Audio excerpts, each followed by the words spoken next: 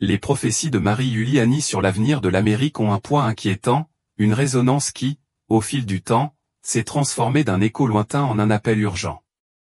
Des avertissements qui semblaient au premier abord lointains et presque inaccessibles émergent désormais avec une pertinence surprenante, comme une ombre qui s'étend sur le présent. Ce qui n'était autrefois que de simples murmures de calamités possibles, nés dans une petite ville tranquille de Bretagne, en France, sont devenus des visions terrifiantes qui semblent se matérialiser devant nous.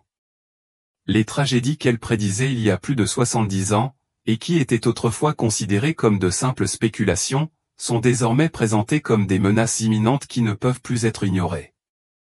Ces menaces, qui semblaient autrefois faire partie d'un avenir incertain, prennent forme dans les problèmes sociaux et économiques qui affligent aujourd'hui les États-Unis. Le pays est plongé dans une crise profonde, l'agitation sociale se propage dans les rues, l'économie semble s'effondrer sous nos yeux et des catastrophes naturelles d'ampleur croissante frappent de plein fouet. Les visions de Marie Giuliani, autrefois des peurs murmurées, ont cessé d'être de lointaines spéculations et sont devenues une réalité terrifiante que nous vivons déjà. Nous sommes confrontés à ce moment précis à ce qu'elle avait anticipé, et ce qui semblait à l'époque n'être qu'un simple présage est devenu la dureté de notre quotidien. Ce que nous vivons actuellement ne sont que les premiers tremblements de ce qui promet d'être un chapitre bien plus sombre et dévastateur, dont les répercussions pourraient être irréversibles. Marie Giuliani est née le 12 février 1850 dans le village reculé de Blas, en Bretagne. Sa vie a été profondément marquée par la foi, et tout au long de son existence il a été témoin de visions extraordinaires qui lui ont permis de recevoir des messages divins. Ces messages, remplis d'avertissements sur les châtiments divins, les guerres et les souffrances qui affligeraient le monde, sont devenus le cœur de sa vie et de sa mission. Même après son décès en 1941, Marie Giuliani a continué à être considérée comme une conductrice de sagesse et de révélation divine, un phare alertant l'humanité des temps de tribulation à venir. Le père Brère, dans une lettre datée de la fin du XIXe siècle, a enregistré la portée et la nature de ces prophéties, soulignant les énormes défis et tragédies qu'il prédisait avec une précision inquiétante. Au fil des décennies, il est devenu clair que les événements prévus par Marie Giuliani étaient non seulement possibles, mais qu'ils se déroulent désormais sous nos yeux. La question n'est plus de savoir si ces épreuves viendront, mais dans quelle mesure nous sommes préparés à y faire face. C'est un moment crucial, un moment de veille et de préparation, car ce dont elle a prévenu n'appartient plus à un avenir lointain. Les jours sombres qu'il a prédits sont aux portes de notre réalité, et il est plus urgent que jamais d'y faire face avec foi et détermination. Dans une lettre écrite le 23 mai 1876, Marie Giuliani raconte une vision terrifiante, une obscurité apocalyptique qui couvrira la terre pendant 3 jours et 2 nuits. Dans son message, elle a souligné la nécessité de bougies en cire pure, qui serait la seule protection contre les forces démoniaques qui, selon elle, seraient libérées pendant cette période. Plus tard, le 13 novembre 1924, au cours d'une extase divine, il entrevit la profanation et la fermeture des églises, événement qui marquera le début des 3 terribles jours d'obscurité qu'il avait prédits. Le message de Marie Giuliani était direct et plein d'une clarté alarmante. Elle offre son « Sacré-Cœur » comme refuge de paix, refuge rempli d'amour pour le Saint-Sacrement, qu'elle croit être la cible de ceux qui cherchent à l'abolir. Ces paroles mettaient en garde contre la destruction de son « paradis sur terre », un sanctuaire de refuge et de sainteté qui serait bientôt envahi par les forces du mal. La foi de ses enfants, dit-il, vacillerait temporairement, mais cet affaiblissement ne durerait pas. Pendant ce temps, les méchants en profiteraient pour semer la ruine, utilisant les âmes damnées, qui parcouraient la terre sous forme humaine, comme instrument de destruction. La vision de Marie Giuliani se poursuit, décrivant comment, après cette période de souffrance, une obscurité encore plus profonde couvrirait la terre, avec un ciel complètement nuageux. Même pendant la journée, il faudrait allumer les bougies sacrées pour éclairer l'obscurité qui envelopperait le monde. Mes bénédictions seront abondantes, a-t-il écrit. Ma paix sera avec vous durant cette nuit obscure. Je révélerai toute ma justice, je punirai ceux qui corrompent les âmes, je jugerai les consciences trompeuses et j'exterminerai les méchants. Ce temps approche, et je vous assure que vous n'ayez crainte. Ma croix et mon cœur sacré seront votre protection et votre refuge. Restez ferme et ne cherchez pas refuge ailleurs. Ma justice purifiera la terre et inaugurera le règne glorieux de mon cœur sacré. Les paroles de Marie-Julie parlent non seulement de la survenue d'une série d'événements sinistres et destructeurs, mais aussi du triomphe éventuel de la justice divine. Alors que les signes de ces prophéties deviennent de plus en plus tangibles, la question reste la même, sommes-nous prêts à affronter les ténèbres qui s'annoncent? Le moment est venu d'agir avec foi, résilience et détermination, car ce dont Marie-Julie a été témoin est désormais à notre portée. Les visions qui n'étaient autrefois que de simples avertissements deviennent rapidement notre réalité, et ce qui s'en vient pourrait être plus dévastateur que nous l'imaginons. Les 3 jours de ténèbres ont une signification spirituelle profonde, profondément enracinée dans leur foi et leur compréhension des épreuves divines et du renouveau. Ces visions ne sont pas de simples prédictions, mais un puissant appel aux fidèles à se préparer spirituellement et physiquement à une période d'obscurité et de troubles inimaginables. Les 3 jours, selon Marie-Julie, auront lieu jeudi, vendredi et samedi, jours réservés à l'honneur du Saint-Sacrement, de la Sainte Croix et de la Vierge Marie. Ces jours saints seront marqués par des événements extraordinaires, dont un important tremblement de terre. Même si son intensité sera moins forte que dans d'autres régions, malgré la secousse, tout tremblera, sauf les meubles où brûle une bougie de cire bénie. Cette bougie deviendra le symbole vital de protection et d'intervention divine en ces temps apocalyptiques. Marie-Julie a indiqué que pendant cette période sombre, les fidèles se rassemblent autour de la bougie, plaçant un crucifix et une image bénie pour réconforter et conjurer la peur. Il a souligné que beaucoup mourraient pendant ces jours, mais que la Vierge Marie, dans sa compassion sans limite, protégerait et abriterait ceux qui lui sont dévoués et qui l'invoquent. Pendant ce temps, les foyers portant une image sainte et ceux qui invoquent son intercession seraient protégés du danger. Même les animaux ne souffriraient pas de la faim, car Marie promit miraculeusement de subvenir à leurs besoins, en veillant à ce qu'ils soient nourris, même lorsque les réserves de nourriture semblaient disparaître. Le 24 mars 1881, Notre-Dame a demandé aux fidèles de toujours porter un chapelet et de prier régulièrement.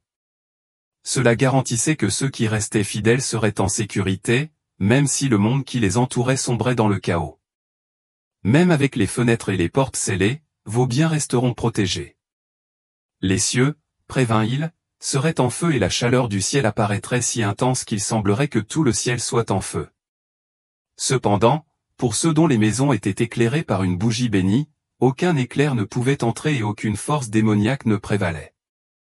Marie-Julie a précisé que les 3 jours d'obscurité apporteraient une chaleur extrême, et non le froid que certains avaient spéculé. Il révéla que le feu céleste, représentant la colère divine, fusionnerait avec le feu infernal, signalant le début de ces jours terrifiants.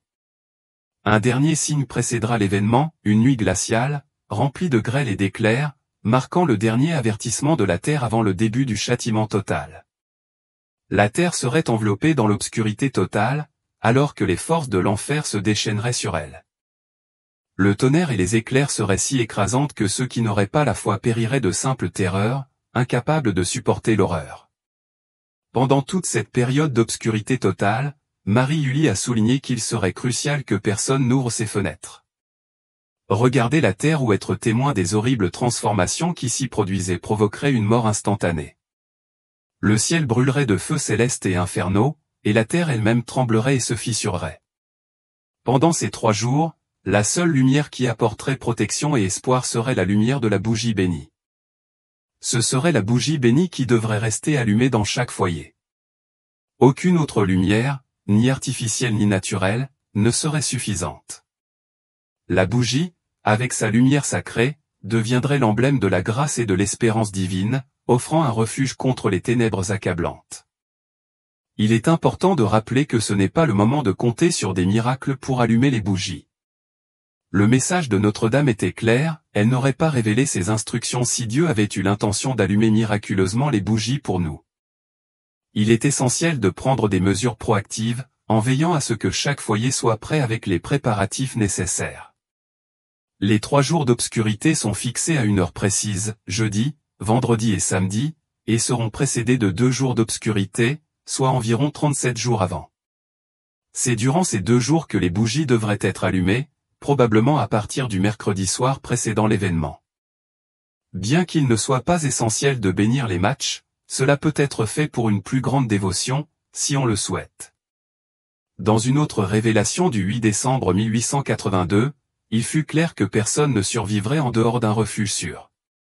La terre tremblera comme si le jour du jugement était arrivé, et la terreur sera indescriptible. Cependant, ceux dont les prières seraient entendues par Dieu seraient sauvés et serviraient à proclamer la gloire de la croix après cette épreuve. Notre-Dame a assuré que, même lorsque tout autour d'elle tremblait, le seul endroit de stabilité serait le meuble où serait conservé le cierge béni. Il resterait impassible face au chaos sismique, phare de la stabilité divine au milieu de la tempête. Par l'intercession de la Vierge Marie, les fidèles se rassemblaient autour du crucifix, protégés par sa protection, jusqu'à ce que les ténèbres se dissipent, inaugurant une nouvelle ère. Les révélations de Julien sur les 3 jours d'obscurité ont une profondeur terrifiante, offrant des détails saisissants et effrayants sur la souffrance qui se déroulera pendant cette période d'obscurité surnaturelle. La seule source de lumière capable d'éclairer l'obscurité sera les bougies de cire bénie, qui serviront de phare de protection divine dans les maisons des méchants. Cependant, ces bougies ne brilleront pas, symbolisant l'abandon de la grâce divine sur ceux qui ont tourné le dos à Dieu. Les démons, sous leur forme malveillante, se manifesteront sous la forme de terrifiants nuages rouge sang, comme la couleur du sang, qui tourbillonneront dans le ciel, annonçant la descente des ténèbres et de la destruction. L'air même sera rempli de sinistres grondements, tandis que le tonnerre secouera la terre. La foudre frappera avec une férocité rarement vue, traversant le ciel. Les tremblements de la terre tremblante la secoueront jusqu'à ses fondations, tandis que les mers rugiront, envoyant de violentes vagues s'écraser. En 1880, notre Seigneur révéla encore davantage la nature de ces jours de ténèbres. Il a déclaré que cette période impliquerait une obscurité physique absolue durant 3 jours et 2 nuits, à l'exception d'une seule nuit continue. Durant cette période, seules les bougies en cire bénie pourront percer l'obscurité accablante, et ces bougies serviront d'unique source de lumière. Une bougie suffira pour durer toute la période de 3 jours. Cependant, dans les maisons des méchants, ces bougies n'émettent aucune lumière, les laissant dans l'obscurité totale. Pendant ce temps, les démons prendront des formes terrifiantes et des cris blasphématoires résonneront dans les airs. Le ciel sera déchiré par de violents éclairs et la terre sera secouée par un tonnerre si intense qu'il semblera que le monde lui-même s'effondre. La fureur de ces tempêtes sera sans précédent et se produira à une période de l'année où un temps aussi violent est sans précédent. La terre tremblera violemment et les mers se retourneront, envoyant des vagues imposantes à travers le pays. La terreur de ces jours sera si intense qu'il semblera que la terre est devenue un vaste cimetière, avec les corps des méchants et des justes éparpillés sur son passage. La famine s'ensuivra dans le chaos, alors que d'innombrables âmes périront. Cette crise, telle que révélée par notre Seigneur, surviendra soudainement. Les châtiments de la justice divine se feront sentir dans tout le monde. Quand mon peuple est devenu indifférent, j'ai commencé à le prévenir, dit le Seigneur, et maintenant il mérite ma justice. Il cherche à m'éloigner, à retirer mon tabernacle sacré, à déformer ma croix et à ignorer mon pouvoir. Profondément affligée, Marie-Julie a supplié, ô Seigneur, aie pitié. Et le Seigneur répondit, j'aurai pitié des justes, mais les autres seront engloutis par la terre qui s'ouvrira et les fera disparaître à jamais. Cette image terrifiante du châtiment divin dresse le tableau d'un monde mis à nu pour sa rébellion contre l'ordre divin, un monde dans lequel ceux qui se sont détournés de Dieu feront face à toute la force de sa justice. Dans une autre révélation du 30 novembre 1880, Notre-Dame, dans sa compassion, avertit que des maladies mortelles se propageraient dans le monde entier, ne laissant pas le temps de se préparer au jugement à venir. Des éclairs soudains et violents apparaissaient dans le ciel et un feu descendait du ciel, traversant la terre avec un impact dévastateur. Cet éclair, symbole de vengeance divine, détruirait tout ce qui porte du fruit. Les terres agricoles seraient consumées, les champs seraient entièrement incendiés et les arbres seraient dépouillés de leurs branches, ne laissant que des troncs nus. Dans un appel désespéré pour protéger la terre, les habitants de Bretagne furent chargés de placer dans leurs champs la médaille d'exorcisme de Saint Benoît, en forme de croix, car c'était le seul moyen de préserver leur récolte et de maintenir leurs réserves alimentaires pendant cette période. C'est temps difficile. Marie-Julie a parlé avec une profonde tristesse des prochains jours d'obscurité, reconnaissant que cette manifestation de la colère divine ne suffirait pas à arrêter le travail des forces démoniaques. Ces forces, a-t-il déploré, ne craignent ni Dieu ni l'enfer, et leur pouvoir se déchaînera sans retenue. Il a souligné que ces temps, bien que difficiles et effrayants, sont inévitables et incontournables. Le destin de la France, et même du monde, est déjà déterminé par la volonté divine et est écrit dans les cieux. Je ne peux pas intercéder dans cette affaire. Je suis simplement une mère impuissante, a-t-elle déclaré, exprimant sa profonde douleur face aux inévitables épreuves à venir, tout en soulignant que la justice divine est définitive et inévitable. Les prophéties de Marie-Julie constituent un terrible avertissement et un appel aux fidèles à se préparer spirituellement, car les jours à venir seront remplis d'une terreur inimaginable. Cependant, grâce à une foi et une dévotion inébranlables envers Dieu, la protection et le salut sont promis, même au milieu des épreuves les plus sombres. Les prophéties de Marie-Julie révèlent un avenir sombre et catastrophique pour le monde, où même après que la France aura remporté une victoire durement gagnée, elle sera confrontée à une période prolongée de désolation. Pendant des années, la terre restera stérile, ravagée par la pauvreté et la dévastation.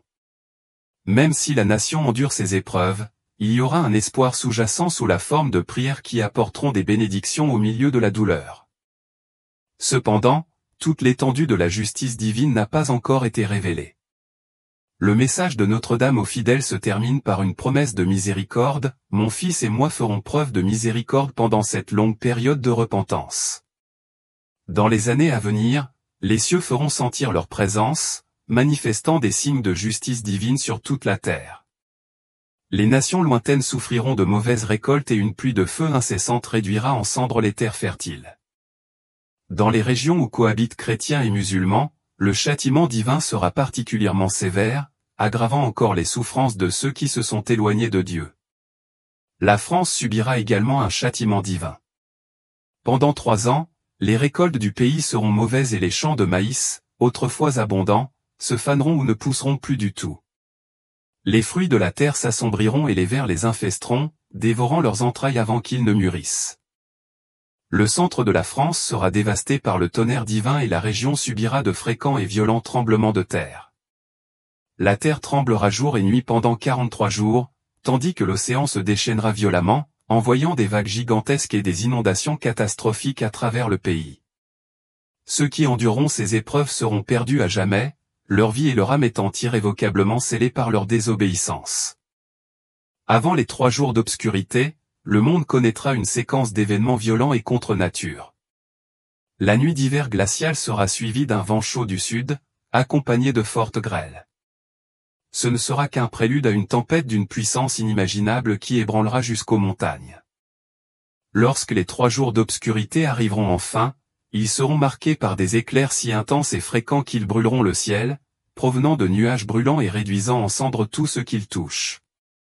L'air sera rempli de gaz et de vapeurs toxiques qui le rendront irrespirable, tandis que des tornades d'une force sans précédent détruiront tout sur leur passage. Ces événements coïncideront avec les tremblements de terre prévus, ce qui aggravera encore la catastrophe. Notre Seigneur a parlé de son retour dans un monde pécheur, annonçant qu'il viendrait avec un rugissement tonitruant par une glaciale nuit d'hiver. Avant cette tempête dévastatrice, les vents souffleront si fort qu'ils pénétreront jusqu'à la terre. Alors, les cieux éclateront. La foudre frappe et l'air s'épaissit de gaz mortels. Des cyclones de destruction ravageront la civilisation humaine, dévastant les fruits de l'arrogance et de l'ambition, les œuvres de ceux qui ont rejeté la volonté de Dieu. L'ange de la mort brandira les épées tranchantes de la justice divine, balayant la terre pour anéantir le mal.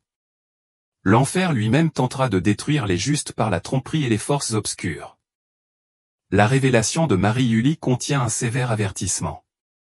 Lorsque la terre est secouée par un tonnerre si puissant qu'il semble que les montagnes bougent, fermez immédiatement toutes les portes et fenêtres. Ne regardez pas dehors, car l'horreur qui se déroulera pendant cette épreuve est trop terrible pour être témoin. Rassemblez-vous autour du crucifix et recherchez la protection de la Sainte Vierge. C'est une époque où la foi doit rester inébranlable, car plus la foi est grande, plus forte est la protection qui leur sera apportée. En préparation, allumez des bougies bénies, priez le rosaire et restez ferme dans votre foi. Durant les 3 jours et 2 nuits d'épreuve, l'action divine proposée sera ferme. Après la 3e nuit, la peur se dissipera et le soleil brillera à nouveau, signalant la fin de cette longue période d'obscurité. Malgré la dévastation qui balayera le pays, une période de renouveau et de guérison suivra. Le monde sera purifié et ceux qui survivront devront leur salut à la miséricorde de la Sainte Trinité.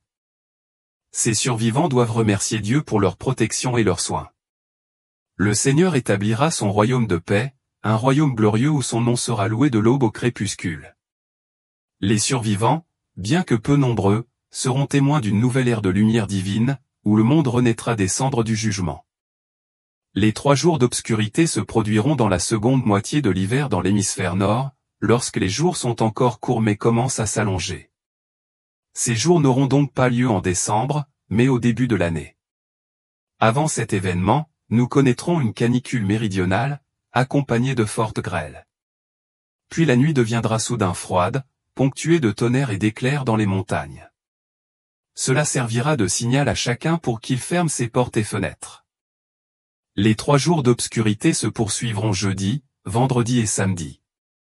Parmi les préparatifs, il est souligné que la confession régulière et le maintien en état de grâce sont essentiels. Il est également crucial de développer l'habitude de la prière quotidienne. Seuls ceux qui se consacrent à suivre la volonté de Dieu seront véritablement préparés. Marully a appris que l'offrande du matin est agréable à Dieu, et il a été conseillé à ses enfants de prier au moins un Notre Père et un Je vous salue Marie le soir, s'ils n'avaient plus de temps. Après la messe, le rosaire est considéré comme la prière la plus efficace que nous puissions offrir. La dévotion au cœur sacré et immaculé est tout aussi importante. En outre, il est essentiel de pratiquer des sacrifices et des pénitences et de vivre la foi avec sincérité et dévouement. Il est important de suivre de près les événements en France, car elle sera confrontée à des premières sanctions qui serviront d'avertissement au monde entier. La France connaîtra une guerre civile dévastatrice qui sera précurseur d'événements qui se propageront à toute l'Europe et au reste du monde. Cela servira d'avertissement précoce, signalant les dangers à venir. Il est indispensable d'utiliser des bougies à base de cire naturelle, notamment de cire d'abeille, car seules celles-ci fonctionneront pendant les 3 jours d'obscurité. Les bougies sont généralement bénies lors de la fête de la Chandeleur, bien que cela ne soit pas explicitement mentionné dans ces textes. Idéalement, un prêtre bénira les bougies selon le rite latin traditionnel, si possible. Notre-Dame a indiqué qu'une seule bougie suffirait pour 3 jours, mais en raison de l'anxiété et de l'incertitude qui peuvent surgir, il est conseillé d'en avoir plusieurs à disposition. Quant aux maladies et aux fléaux, il s'est révélé que de nouvelles maladies allaient d'abord apparaître à Paris puis se propager à d'autres régions. Cette information fut partagée avec Marie Hully le 15 juin 1882. Il fut précisé que la France connaîtrait une flambée de mortalité sans précédent avec l'émergence de maladies inconnues, notamment dans la partie centrale du pays. Ce terrible fléau affectera votre communauté, mes enfants, mais n'ayez pas peur car mon cœur sera un sanctuaire qui vous protégera. Marie Hully reçut des détails sur cette maladie lors d'une stase le 9 septembre 1880. Il fut révélé qu'elle surviendrait pendant une période de persécution, précisément au moment où l'hostilité des méchants semblait diminuer. Juste au moment où les persécutions semblaient s'atténuer, une terrible maladie se propageait. Ce fléau fera paraître les gens morts, même s'ils seront toujours en vie. La maladie sera très contagieuse et incontrôlable. Il s'agit d'une punition divine destinée à ramener de nombreuses âmes sur le bon chemin. Un mois plus tôt, le 5 août 1880, Notre-Dame avait fourni plus de détails sur cette maladie, proposant même un remède qui pourrait aider à guérir les personnes infectées s'il était traité rapidement. Concernant les 3 jours de ténèbres, beaucoup se demandent si cette prophétie peut se retrouver dans la Bible. En fait, oui. Même si cela n'est pas spécifiquement décrit comme 3 jours d'obscurité, il existe des passages bibliques qui racontent les ténèbres envoyées par Dieu. Bien que ces descriptions ne soient peut-être pas aussi détaillées que les prophéties de Marie Hully, elles reflètent l'idée d'une période d'obscurité profonde comme forme de châtiment divin. Un exemple est le chapitre 10 du livre de l'Exode, versets 21 et 22, qui décrit le 9e fléau, les ténèbres. Dieu a ordonné à Moïse d'étendre sa main vers les cieux, provoquant des ténèbres si épaisses qu'on pouvait sentir qu'elles couvraient l'Égypte. Moïse obéit et l'Égypte tomba dans de profondes ténèbres pendant 3 jours. Des prophètes comme Ézéchiel, Joël et Isaïe ont également évoqué cet événement comme un signe de la colère divine. Marie-Julie nous a prévenu que les premiers signes de ces temps seraient une période de liberté prolongée pour les méchants du monde. Elle a reçu cette révélation 5 ans et 10 mois avant la célèbre vision du pape Léon XIII, le 13 octobre 1884, lorsque Satan affirmait qu'il pourrait détruire l'Église en 100 ans. Selon le récit du pape Léon XIII, Dieu lui a assuré que son Église perdurerait, mais Satan a demandé un siècle et plus de pouvoir sur ses disciples pour tenter de la ruiner. Dieu a accordé ce temps à Satan. Dieu a révélé au pape les événements qui marqueraient le XXe siècle, notamment les guerres, la montée de l'immoralité, le génocide et l'apostasie généralisée. Après cette vision alarmante, le pape Léon XIII composa la prière à Saint Michel Archange, qui fut récitée lors des messes jusque dans les années 1960, époque où plusieurs défenses spirituelles de l'Église se relâchèrent. Plus tôt encore, le 19 mars 1878, Saint Joseph avait mis en garde Marie-Julie contre la grande apostasie et les châtiments qui en découleraient. Mystérieusement, le 7 juillet 1880, Marie-Julie prédit que les prières de protection instituées par Léon XIII pour être récitées après la messe finiraient par être oubliées, comme consumées par les flammes de l'enfer. Au cours d'une extase, le 19 août 1878, il reçoit un message puissant, « Tremblez, gémissez et pleurez, car la dévastation a atteint son maximum. » Notre doux Seigneur, dans sa bonté infinie et son amour puissant, permet à ses adversaires d'agir sans restriction. Le libre arbitre des ennemis de Dieu restera intact et leur donnera tellement de pouvoir qu'avec ce pouvoir, ils ressentiront le coup dévastateur préparé par la main du Seigneur. Marie-Julie a également été avertie des sanctions préliminaires impliquant des conditions météorologiques extrêmes et des catastrophes naturelles catastrophiques. En guise d'avertissement, les récoltes détruites, les sécheresses, les épidémies et les maladies inhabituelles serviraient d'avertissement pour inciter les gens à revenir à Dieu.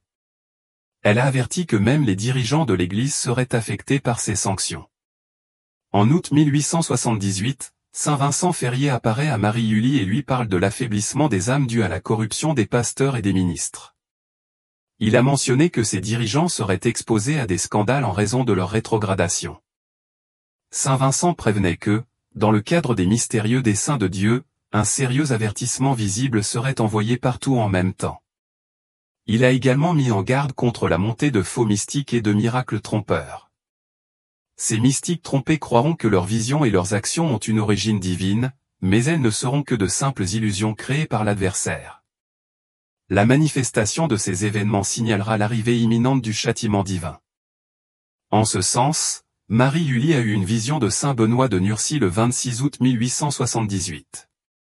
Saint Benoît a décrit comment l'ennemi se déplaçait rapidement, présentant des merveilles qui créeraient le chaos, chuchotant aux oreilles de beaucoup et les convainquant que Dieu révélait de nouveaux mystères et offrant de profondes bénédictions. Ces révélations indiquent que nous approchons d'une période de grande épreuve, une période au cours de laquelle des signes seront donnés à ceux qui sont attentifs et ouverts à accepter la vérité. Ceux qui sont témoins de tels événements devraient être alarmés, car il a été révélé que lorsque le monde sera rempli de miracles et de prodiges proclamés de toutes parts, des voix proclameront que Dieu a révélé sa gloire sur terre. Il est crucial de reconnaître que de tels événements sont des tromperies de l'adversaire de Dieu. Cela servira d'avertissement que le moment fixé par Dieu approche. Marie-Julie a réfléchi aux raisons pour lesquelles les gens ne voient pas la justice divine qui les entoure. Saint Benoît a précisé que cet aveuglement se produit parce que beaucoup préfèrent satisfaire leurs désirs pécheurs et exercer leur liberté sans renoncer à leurs privilèges, poussés par l'orgueil. En conséquence, Dieu est obligé d'agir rapidement et d'administrer ses châtiments.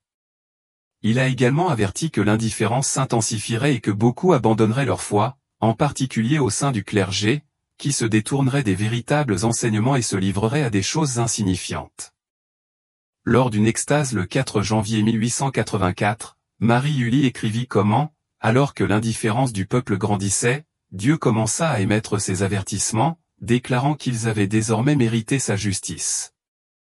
Il a exprimé sa douleur de voir les gens sur terre essayer de s'éloigner de lui, essayer de retirer son tabernacle sacré, démolir sa croix et ignorer sa puissance divine. Ô Seigneur, aie pitié, s'écria Marie-Julie, prévoyant que les prêtres s'éloigneraient encore plus du véritable leadership. Une liberté dangereuse accompagnée de trivialité se répandrait dans toute l'Église. Notre Seigneur et Notre-Dame ont également révélé que chacun ferait l'expérience d'une conscience intérieure avant l'arrivée du châtiment divin. Le 27 août 1878, Notre Seigneur dit à Marie-Julie que juste avant que les signes inquiétants ne soient envoyés sur la terre, les cœurs des gens sentiraient le poids de sa justice et reconnaîtraient que le moment était proche. Cependant, les fidèles bénéficieraient de la paix. Ces événements sont un appel à la repentance et au retour à la vraie foi, avant que la justice de Dieu ne descende pleinement sur l'humanité. Le 5 octobre 1882, Notre Seigneur a fait une prophétie concernant une période d'obscurité totale de 4 heures qui éclaterait en Bretagne, en France, comme prélude à des châtiments bien plus sévères à venir. Cet événement servirait de signal d'alarme et marquerait, selon lui, le début d'une série de calamités. Mon peuple, vos yeux verront le début de leur terrible, avant même que le blé n'atteigne son 3e stade de croissance. Ce sera une époque où seule la foi et l'espérance pourront soutenir mon peuple pendant un hiver implacable, a déclaré le Seigneur. L'obscurité commencerait à midi et durerait jusqu'à 16 heures. Durant ces heures, le soleil apparaîtrait couvert d'un épais brouillard, incapable d'émettre de la lumière, plongeant la terre dans une obscurité si dense que tout deviendrait invisible, comme si tous les êtres humains étaient privés de la vue. Mon peuple, c'est l'heure qui marque le début de mon juste châtiment, a prévenu le Seigneur. Le ciel pleurerait avec des larmes sans fin, annonçant l'arrivée d'une époque où de nombreuses âmes seraient perdues. Cet événement ne serait qu'un avant-goût d'une grande calamité qui était sur le point de se déchaîner. Même si cette obscurité ne durerait que 4 heures sur la Bretagne, elle n'entraînerait pas de destruction immédiate, mais constituerait plutôt un avertissement bref mais significatif de ce qui allait arriver, notamment concernant une guerre civile en France. La prophétie mentionnait qu'avant les 3 jours d'obscurité totale, il y aurait encore 2 jours d'obscurité comme dernier avertissement aux fidèles. À Paris, des massacres et des martyrs motivés par la haine antichrétienne éclateraient, prélude à ce conflit dévastateur. En plus de l'obscurité, la prophétie parlait d'inondations qui frapperaient les terres agricoles, annonciatrices des catastrophes naturelles qui s'ensuivraient. L'armée française serait déployée à l'étranger, affaiblissant la sécurité intérieure du pays, et des lois oppressives seraient promulguées, conduisant à des révoltes, des émeutes et des révolutions. La France tomberait dans un état d'horreur, piégée dans la violence et le chaos, avec l'arrivée d'une grande tempête comme autre symbole d'avertissement. Dans une tournure surprenante, une explosion de blasphème et de haine jaillirait du cœur du mal, prenant tout le monde par surprise. Dans cet épicentre, les voix de colère et les chants haineux se propageraient rapidement, laissant les gens piégés sans aucun moyen de s'échapper. Les rues seraient bloquées et un massacre sans précédent s'abattrait sur les villes. Les vrais apôtres, courageux et fermes dans leur foi, seraient les premiers à subir la persécution. De nombreux chrétiens seront décapités ou exécutés pendant 2 jours et 2 nuits d'horreur ininterrompues. Il n'y aurait ni repos ni confort, et des milliers de vies seraient perdues dans cette spirale de chaos et de violence. Au milieu de ces temps de désespoir, la prière devient un refuge essentiel, je te salue, je t'adore, je t'embrasse. Ô adorable croix de mon Sauveur, protège-nous, sauve-nous. Jésus, je t'aime profondément, à ton exemple, je t'aime. Ton image sacrée calme mes peurs, je ne ressens que paix et confiance. Ô Jésus, vainqueur de la mort, sauve-nous. Le Christ a également prévenu que, 24 heures avant que Paris ne soit frappé par des événements catastrophiques, des signes célestes apparaîtraient dans le ciel. Une peste ardente éclaterait, juste au moment où la persécution de l'Église semblait avoir temporairement cessé. Ce serait un dernier appel aux persécuteurs de la foi, un appel à reconsidérer leurs actions avant la disparition de leur pouvoir et le début des 3 jours de ténèbres. Le 10 mai 1904, Notre-Dame a clairement indiqué que les persécuteurs ne cesseraient pas leur chemin de haine et de sacrilège. Ils continueraient d'attaquer l'Église, le clergé et les fidèles, plongeant beaucoup d'entre eux dans la perdition. La Vierge a prophétisé que les vrais bergers seraient déplacés et remplacés par des individus corrompus, pleins de vices et de mal. de nouveaux prédicateurs, de nouveaux sacrements, de nouveaux temples et de nouveaux baptêmes surgiraient, mais tout cela serait trompeur. Ces événements serviraient de signes avant-coureurs avant les 3 jours d'obscurité qui marqueraient la fin d'une époque. Quant aux prophéties de Marie-Julie, liées aux États-Unis, certaines commencent déjà à se réaliser. Parmi les 10 prédictions les plus pertinentes, la 10e fait référence à la grande apostasie qui marquerait l'Église. Marie-Julie a prédit que l'Église catholique et les autres confessions chrétiennes connaîtraient une période de grande apostasie, avec des dirigeants et des fidèles s'éloignant des enseignements traditionnels. Le faux prophète, qui apporterait la confusion et modifierait la doctrine, serait un signe de cette apostasie. Aux États-Unis, le déclin du nombre de chrétiens et la tendance des chefs religieux à adapter leurs sermons aux normes sociales modernes sont des exemples clairs de ce phénomène. Des questions telles que le mariage homosexuel et l'avortement ont provoqué de profondes divisions au sein des églises, tandis que les scandales d'abus sexuels ont miné la confiance des fidèles. La prophétie numéro 9 prédit la persécution des chrétiens, qui seront ridiculisés et réduits au silence s'ils restent fermes dans leur foi aux États-Unis. Bien que la persécution physique n'ait pas encore atteint un niveau de masse, les chrétiens sont souvent confrontés à de grandes difficultés pour exprimer leurs croyances, en particulier sur des questions sensibles telles que le mariage, l'identité de genre et les politiques de vie. Les exemples incluent des poursuites contre des entreprises qui refusent de fournir des services pour les mariages homosexuels et des employés ou étudiants licenciés pour avoir exprimé des opinions religieuses controversées. Le chiffre 8 met en garde contre les catastrophes naturelles, telles que les tremblements de terre, les tempêtes et les inondations, qui pourraient dévaster diverses régions des États-Unis en signe de châtiment divin. Ces dernières années, le pays a connu une augmentation alarmante des catastrophes naturelles, notamment des ouragans dévastateurs, des incendies de forêt sans précédent et de graves inondations. Ces événements ont causé d'énormes pertes économiques, des déplacements massifs de personnes et de profondes répercussions sur des millions de vies. Le chiffre 7 prédit des guerres et des conflits internationaux qui entraîneraient un chaos mondial, impliquant de nombreux pays et générant des souffrances généralisées. L'implication des États-Unis dans des conflits tels que les guerres en Afghanistan et en Irak, ainsi que les tensions avec la Corée du Nord, la Chine et la Russie, reflètent cette instabilité. L'intervention dans la guerre en Ukraine et les tensions au Moyen-Orient sont également des exemples de l'influence des conflits internationaux sur l'actualité. Le numéro 6 parle de l'effondrement économique, d'une crise mondiale qui plongerait le monde dans la pauvreté et la faim. L'économie américaine a été confrontée à plusieurs défis importants, notamment la récession de 2008, la crise économique déclenchée par la pandémie et l'inflation continue, qui affectent profondément le coût de la vie. L'insécurité financière, le chômage et l'augmentation de la dette sont les signes avant-coureurs d'un effondrement économique qui se matérialise déjà. Prophétie numéro 5, désintégration sociale. Marie-Julie prédisait que les sociétés connaîtraient une profonde désintégration, marquée par la perte des valeurs morales fondamentales et la montée de la haine et de la division entre les peuples.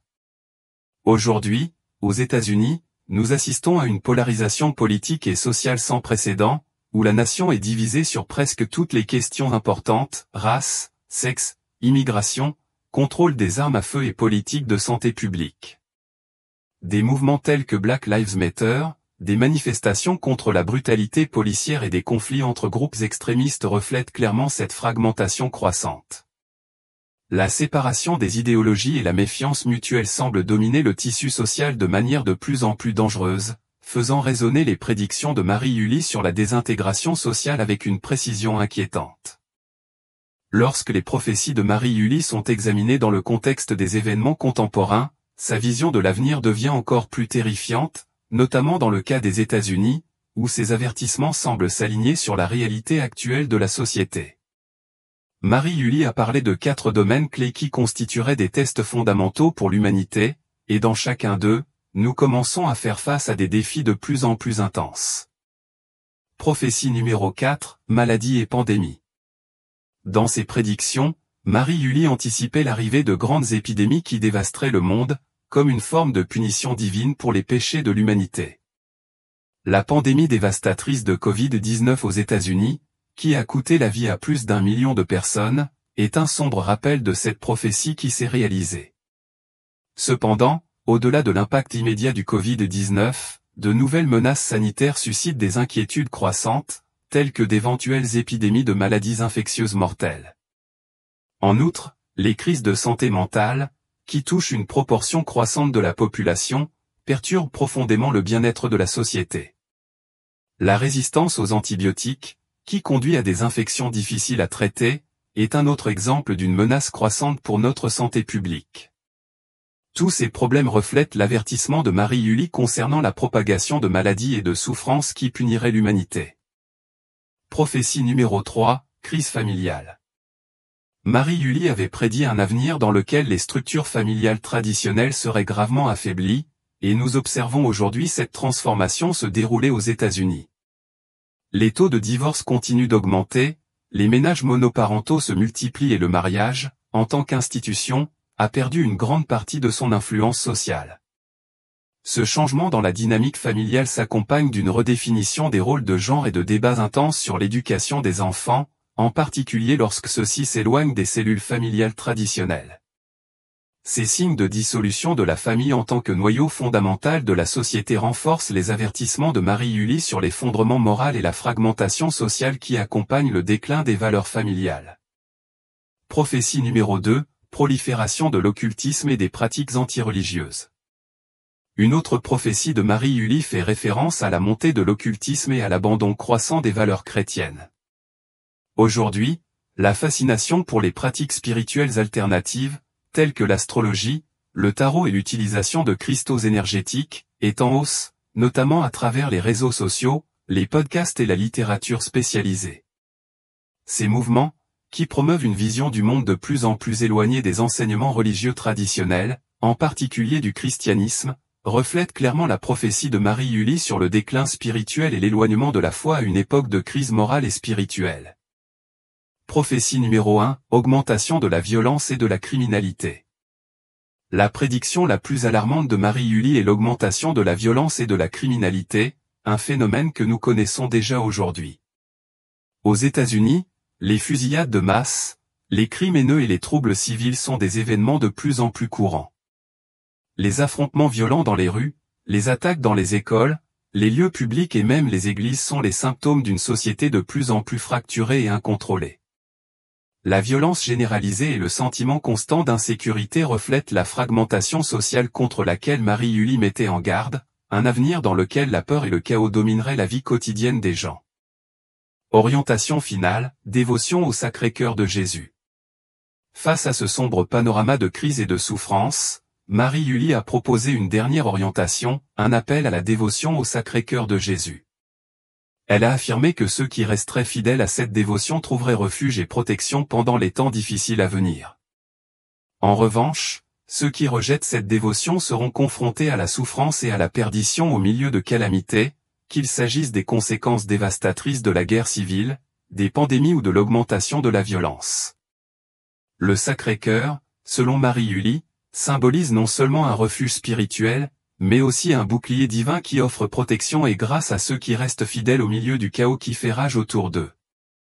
Bien que ces prophéties aient été formulées il y a de nombreuses années, leur pertinence et leur exactitude par rapport aux crises actuelles auxquelles est confrontée la société américaine sont effrayantes. Les avertissements de Marie-Julie servent de rappel solennel des défis à venir, exhortant l'humanité à revenir à la foi et à renouveler son engagement spirituel afin d'affronter les temps de plus en plus difficiles à venir. Au milieu de la désintégration sociale, de la maladie, des crises familiales, de la montée de l'occultisme et de la violence croissante, seule une véritable dévotion au Sacré-Cœur semble offrir un espoir de protection et de salut.